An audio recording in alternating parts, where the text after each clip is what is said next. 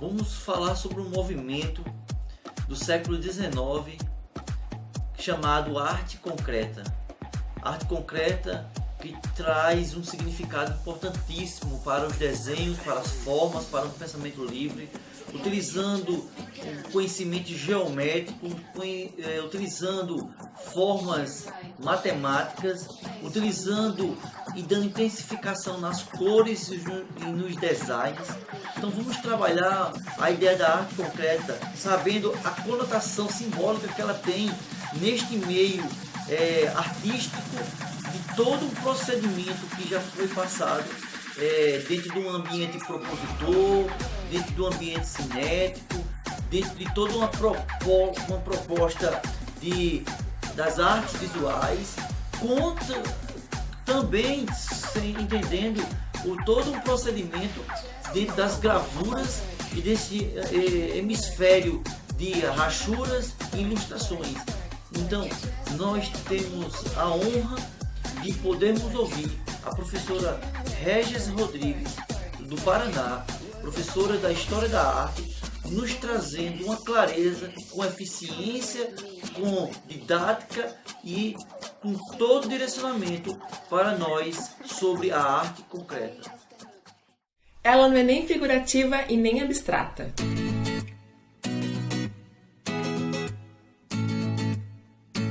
A arte concreta surgiu na Europa durante o século XX com a intenção de produzir obras que usassem somente os elementos próprios da linguagem artística, como pontos, linhas, cores e planos. Porque, afinal de contas, isso é o que realmente há de mais concreto em uma pintura.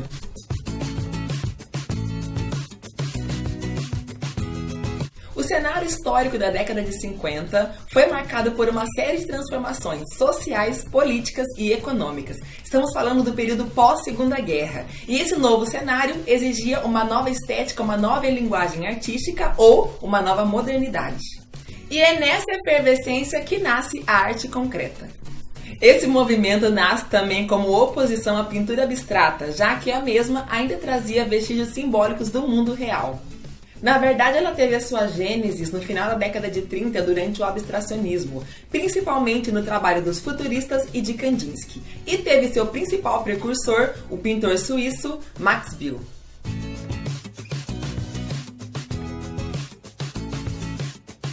A expressão arte concreta foi usada pela primeira vez pelo teórico e artista holandês Theo van Doesburg, que também foi o fundador do grupo De Stijl e do elementarismo em 1930. E isso aconteceu no texto do Manifesto da Arte Concreta, que foi publicado na primeira e única edição da revista Art Concrete.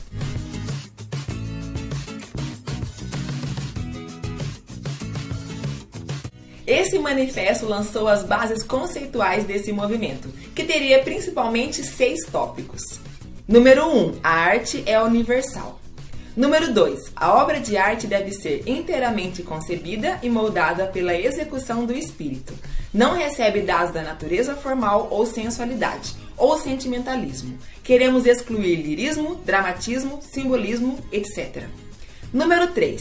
A tela deve ser inteiramente construída com elementos puramente visuais, seus planos e cores. Um elemento pictórico não tem sentido diferente de si mesmo na tela, a consequência é ele mesmo. Número 4. A construção da tela também é controlável visualmente. Número 5. A técnica deve ser mecânica anti-impressionista.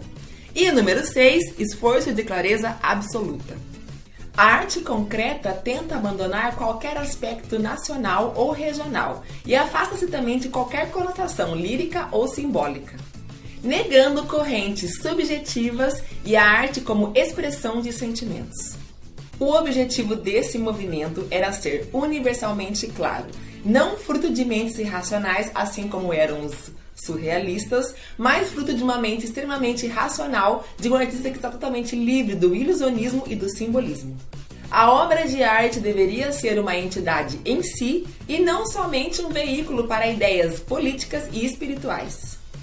Ou seja, a arte concreta é não figurativa e não abstrata.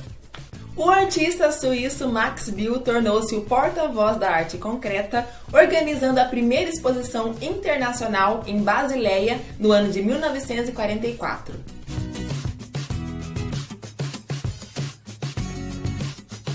Max defendia a incorporação de conceitos matemáticos na composição artística e a autonomia da arte em relação ao mundo natural.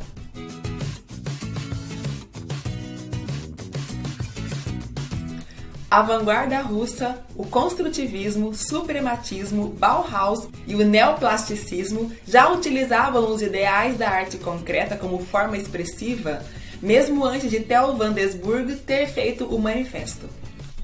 Entre as principais características desse movimento estão a integração do trabalho artístico na produção industrial, uma função social, a utilização de matéria-prima industrializada, rigor geométrico e matemático. E a arte concreta aconteceu também no Brasil? Vamos ver?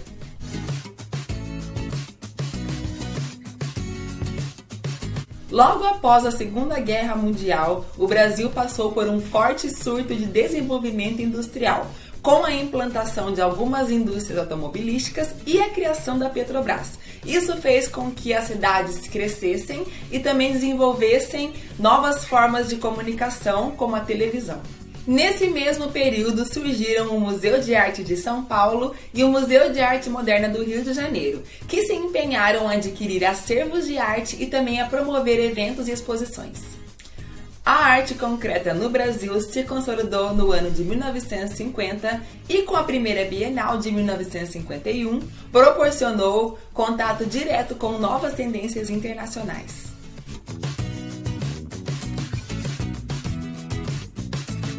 O Grupo Paulista Ruptura foi o marco histórico desse movimento no Brasil.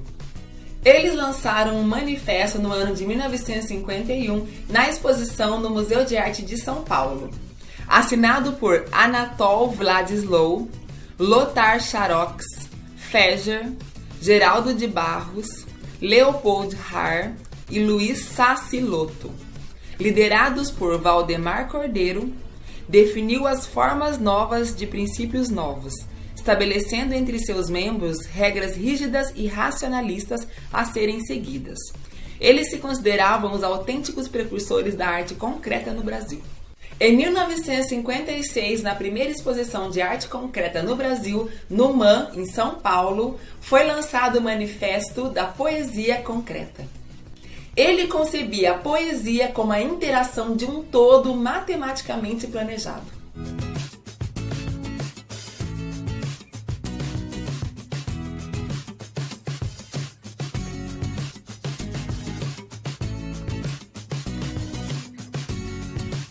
E nesse momento, as divergências entre o grupo carioca Frente e o paulista Ruptura se acentuaram. O que nós temos agora? Uma treta. Deixa eu explicar melhor como que isso aconteceu. Temos em São Paulo o grupo Ruptura e no Rio de Janeiro o grupo Frente, que faziam parte do movimento concretista, mas com idealizações diferentes. O primeiro defendia a arte concreta livre de questões subjetivas. E o segundo afirmava que a arte concreta poderia extrapolar sim os elementos da construção formal. A segunda exposição de arte concreta, que aconteceu em 1957, reuniu tanto artistas do grupo Ruptura quanto alunos de Ivan Serpa, que lecionava pintura no Museu de Arte Moderna do Rio de Janeiro, onde surgiu o grupo Frente.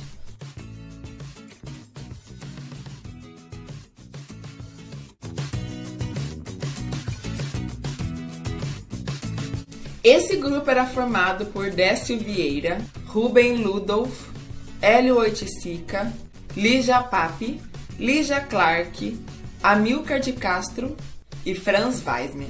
Enquanto os paulistas eram mais dogmáticos e teóricos, os cariocas eram mais intuitivos e empíricos. E foi justamente por isso que os artistas paulistas sempre acusaram os cariocas de subverterem as regras da arte concreta. E os artistas cariocas manifestaram pela primeira vez toda a sua liberdade artística na primeira exposição neoconcreta no ano de 1959. Baseados nas teorias de Ferreira Goulart e nas experimentações de Lígia Clark, eles declararam: A arte neoconcreta, afirmando a integração absoluta de elementos, acredita que o vocabulário geométrico que utiliza para assumir a expressão de realidades humanas complexas, para não confundir o conceito da forma mecânica com um de forma expressiva, urge esclarecer que na linguagem da arte, as formas ditas geométricas perdem o caráter objetivo da geometria para se fazerem veículo da imaginação.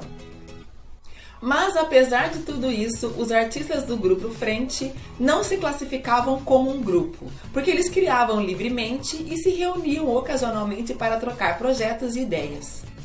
Para os neoconcretistas cariocas, a obra não se limitava ao seu objetivo, desrespeitando as regras trazidas do concretismo da Europa, que não permitia novas experimentações. Sobre isso, Ferreira Goulart afirmou o seguinte: queríamos realmente fazer uma coisa nova e tínhamos a coragem de nos desligar do que se fazia lá fora. Do contrário, não desenvolveríamos a experiência como ela se desenvolveu.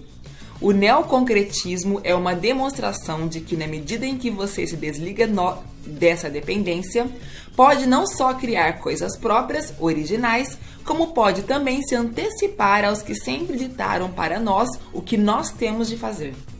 E esse foi mais um vídeo sobre arte moderna brasileira. Se inscreva no canal, acione o sininho para receber as notificações, deixa um like nesse vídeo e compartilha para os amigos nas redes sociais. Beijo!